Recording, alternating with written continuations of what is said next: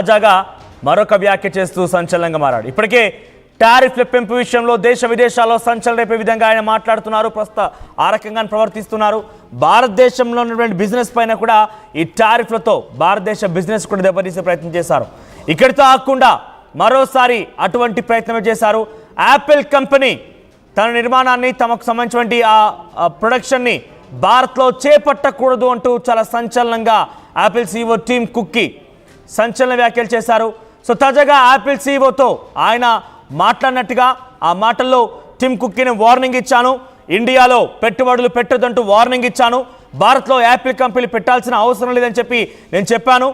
అత్యధికంగా టారిఫ్లు ఎక్కువగా విధించేటువంటి కంపెనీతో బిజినెస్ ఎందుకు అంటూ కూడా చురుకలు విధించానని చెప్పి ఆయన బహిరంగంగానే మాట్లాడుకొచ్చారు. ఎంతలా అంటే ఇక భూమండలంలో నా అంతటి గొప్పోడేవాళ్ళు లేడు, నేను చాలా గొప్పోడిని, నేనే ప్రపంచ దేశాలను మొత్తాన్ని శాసిస్తున్న రకంగా ఒక దురహంకారానికి ట్రంప్ పోతున్నారంటే ఆయన ప్రవర్తన ఆయన పనితీరు మొత్తం అటువంటి నిదర్శనాన్ని జారీ చేస్తోంది. అటువంటి నిదర్శననే కనిపిస్తోంది. అటువంటి విధంగానే ఆయన మాటలు కూడా అర్థమవుతున్నాయి.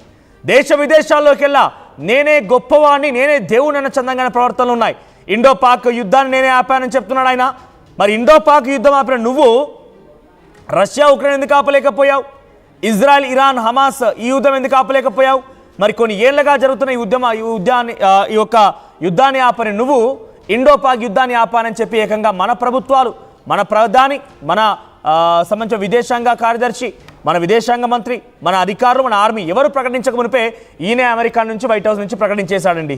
నేను ఆపేశాను, నా వల్లే ఆగిపోయింది, ట్రేడ్ కారణంగానే నేను చెప్పడం వల్ల ఇద్దరు ఆగిపోయారని చెప్పుకొచ్చాడు. అక్కడితో ఆకుండా ఇప్పుడు ఏం చేశాడో తెలుసా? మరోసారి భారత్ని ఏదో రకంగా దెబ్బ కొట్టే ప్రయత్నం, భారత్ని ఏదో రకంగా ఇబ్బంది గురి చేసే ప్రయత్నం. ఒక ఉగ్రవాద దేశాన్ని భారత్తో పోల్చాడు. ఉగ్రవాద దేశాన్ని రక్షించడం కోసం దానికి డబ్బులు పంపించే విధంగా ప్రోత్సాహం అందించాడు. భారతదేశాన్ని ట్రేడ్ వల్లే ఆపేశాను, ట్రేడ్ కోసమే భారత్ ఆగిపోయిందని చెప్పి తప్పుడు సంకేతాన్ని ప్రపంచ దేశాలకు ఇచ్చే విధంగా మన గౌరవాన్ని, ఆత్మగౌరవం దెబ్బతీసే విధంగా మాట్లాడుకొచ్చాడు. ఇప్పుడు ఏకంగా మన దగ్గర ఓ కంపెనీ పెట్టుబడులు పెడతా అంటే యాపిల్ కంపెనీ పెట్టుబడులు పెడతా అంటే ఇక్కడ నిర్మాణాన్ని చేపడతామంటే ఇక్కడ ప్రొడక్షన్ స్టార్ట్ చేస్తామంటే ఇది వద్దు, మంచిది కాదు అని చెప్పి నేను చెప్పానని చెప్పి బహిరంగంగా మాట్లాడుకొచ్చాడు ఆయన. టిమ్ కుక్తో నేను మాట్లాడి ఇండియాలో పెట్టుబడులు అవసరం లేదు, ఇండియాలో మీరు విస్తరించకండి, పెట్టుబడులు పెట్టకండి అని చెప్పి నేను వారించాను, చురకలు అంటించానని చెప్పి బహిరంగంగానే మాట్లాడాడు. ఇంతకీ ట్రంప్ ఏం మాట్లాడాడో చూద్దాం. Apple, as you know, is coming in. And I had a little problem with Tim Cook yesterday. I said to him, Tim, you're my friend. I treated you very good. You're coming in with $500 billion, but now I hear you're building all over India. I don't want you building in India. You can build in India if you want to take care of India, because India is one of the highest tariff nations in the world. It's very hard to sell into India. And they've offered us a deal where basically they're willing to literally charge us no tariff. So we go from the highest tariff, you couldn't do business in India. We're not even a top 30 in India because the tariff is so high, to a point where they have actually told us, I assume you too, Scott, you were working on that also, that there will be no tariff, right? Would you say that's a difference? They're the highest and now they're saying no tariff. But I said to Tim, look, we've treated you really good. We put up with all the plants that you built in China for years. Now you got to build us. We're not interested in you building in India. India can take care of themselves. They're doing very well. Apple, as you... right, ఇది అని మాట్లాడుతున్న మాటలు. ఇండియాలో పెట్టుబడులు పెట్టాల్సిన అవసరం లేదని చెప్పి యాపిల్ కంపెనీ వారించాను.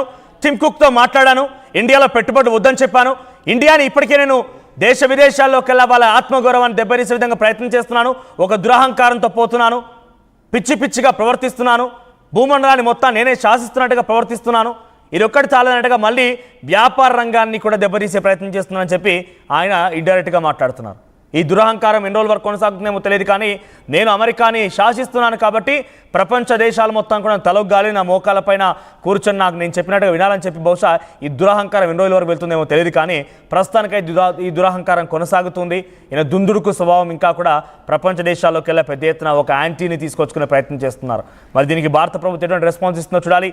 మా ప్రతినిధి సచిన్ అందుబాటులో ఉన్నారు. సచిన్, సో డొనాల్డ్ ట్రంప్ దుందుడుకు స్వభావం కానివ్వండి, దురహంకారం ఇంకా మారడం లేదు. ఇప్పటికే ఇండో పాక్ యుద్ధాన్ని నేనే ఆపానంటూ ప్రగల్భాలు పలికిన డొనాల్డ్ ట్రంప్ మళ్ళీ ఇండియాకు వచ్చేటువంటి కొన్ని పెట్టుబడులను సైతం ఆపేస్తున్నాడు. అంటే ఆయన స్వభావం ఏంటి, ఆయన ఆలోచన విధానం ఏంటి, ఆయన ఈ రకంగా ప్రవర్తించగల కారణం ఏంటి, ఇంకా ఈ స్వభావం మారకుండా ఈ రకంగానే కొనసాగితే భారతదేశం ఏ రకంగా ఇబ్బంది పడవచ్చు, భారత ప్రభుత్వం రెస్పాన్స్ ఏముండే అవకాశం ఉంది?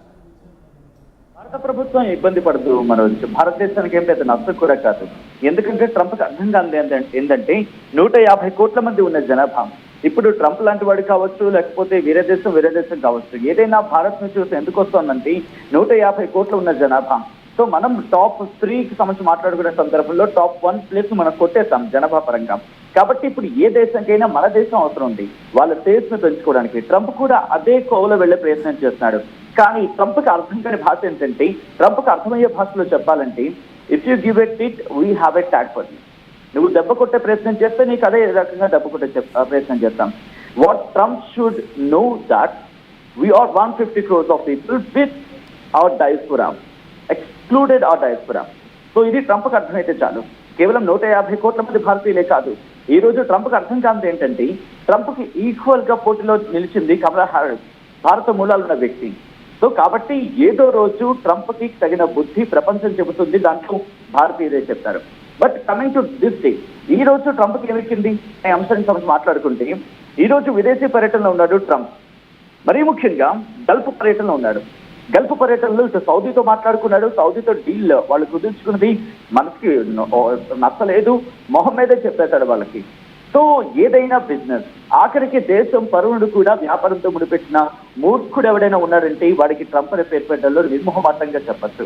సో ప్రస్తుతం అటువంటి పరిస్థితి సౌదీ అరేబియాతోనే అదే సిచ్యువేషన్ ఉంది. ఇంకొక నేను ఇంట్రెస్టింగ్ మాట చెప్పే ప్రయత్నం చేస్తాను. సిరియాకి సంబంధించిన వాళ్ళతో కూడా డీలింగ్కి వెళ్ళినప్పుడు వ్యాపార కోణం అక్కడ కనిపిస్తోంది.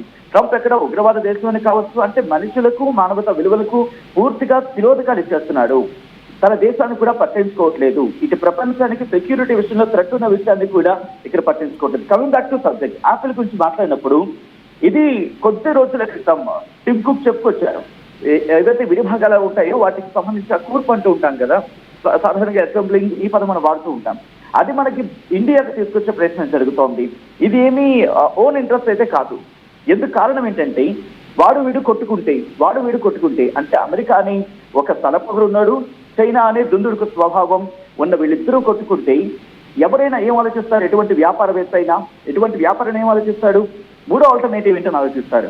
సో ఇక్కడ 145 టారిఫ్ వాడంటాడు, 125 టారిఫ్ అంటూ చైనా వాడంటారు. ఈ నేపథ్యంలో చైనా కన్నా కాస్త ఇబ్బందికరంగా ఉండే సిచ్యువేషన్ అమెరికాకు అనే అంశాన్ని వాడు ఆలోచిస్తారు కన్ఫర్మ్ గా, ఎవరైనా ఒక వ్యాపారి అనే వ్యక్తి.